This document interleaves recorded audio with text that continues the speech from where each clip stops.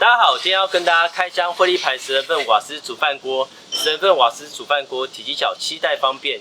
现在我们就要去露营区实测给大家看，我们出发喽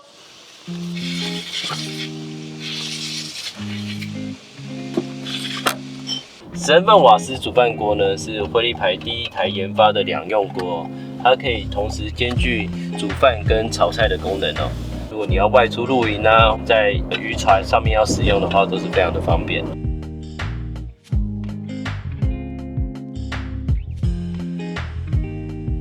今天我们就实际来到露营区，要来实测给大家看这台饭锅如何使用。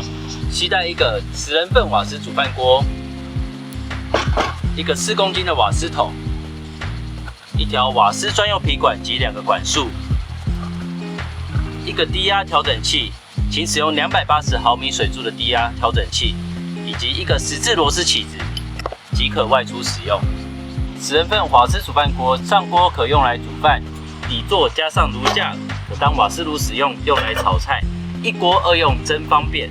第一次使用时呢，由于内锅及上盖会有保护油，先用清洁剂将内锅及上盖的保护油洗净，即可开始使用。那我们洗锅子有什么特别要注意的事项？不要用高温热水来做清洁，否则会造成表面氧化。如果表面氧化会黑黑的，不好看。好了，那我们就完成啦。我们接下来就要安装低压调整器，把这个桶装瓦斯呢放在地板上，接近桌子的地板。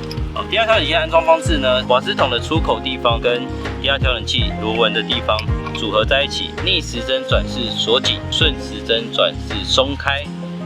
就把它转紧。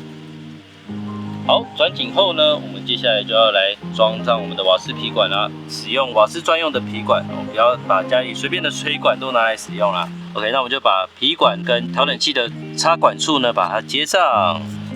OK， 好，这里有管束，我们要把管束锁在皮管的前端，把它锁紧。那皮管的另外一端呢，我们要接上瓦斯煮饭锅。OK。瓦斯煮饭锅的侧边呢，有一个红色塞头地方，你把这个塞头拔掉，它就有一个插管，这里就是可以接瓦斯管线的地方。管束呢放在前面，给它插上去，插到这个线这个地方就可以了。那接下来我们把这个管束一样放到前端，把它锁紧在这个位置，锁紧，这样就可以了。那锁紧之后呢，我会建议大家可以简单做个车漏啦。你可以在家自制泡泡水，洗碗机加一点水，然后把它弄泡泡，这样就可以成为一个车漏机了。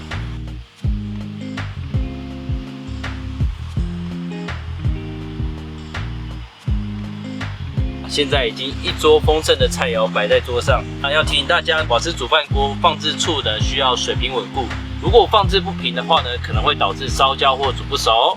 煮饭锅最多可以供应10到15人的分量，那我们今天就是用它3杯米的分量来煮。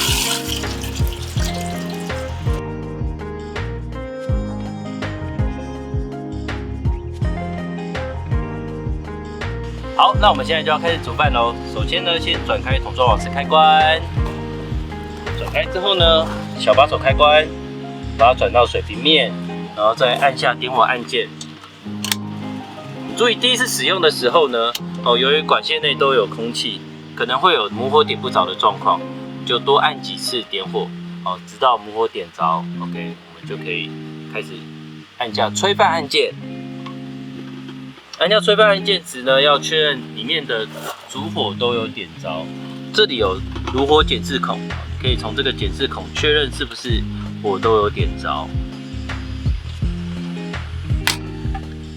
炊饭按键跳起后，母火按键不会跟着跳起，饭锅会进入保温状态，建议可以保温10到15分钟，再将母火按键翻起，米饭口感会更美味哦。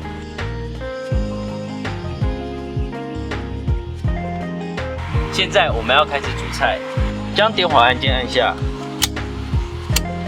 确认母火有点着后，再将炊饭按键按下，确认主火点着，即开始煮菜。如果你要调整火力大小，可以转小把手开关，顺时针转，火力会变小；逆时针转，火力会变大。请注意，如不慎将火转太小导致熄火，请先将母火按键及炊饭按键搬起，再转开小把手开关，重复点火动作，以确保使用安全。如要煮下一道菜时，可以把炊饭按键搬起，保留母火，待食材备齐下锅后，再按下炊饭按键即开始煮菜。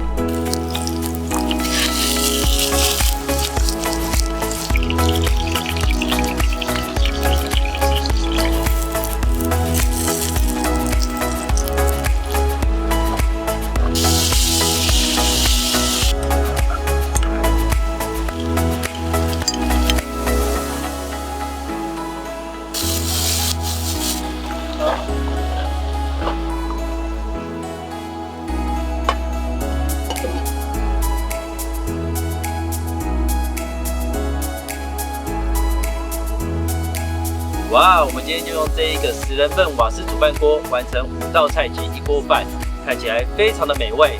那我们话不多说，就来开动吧！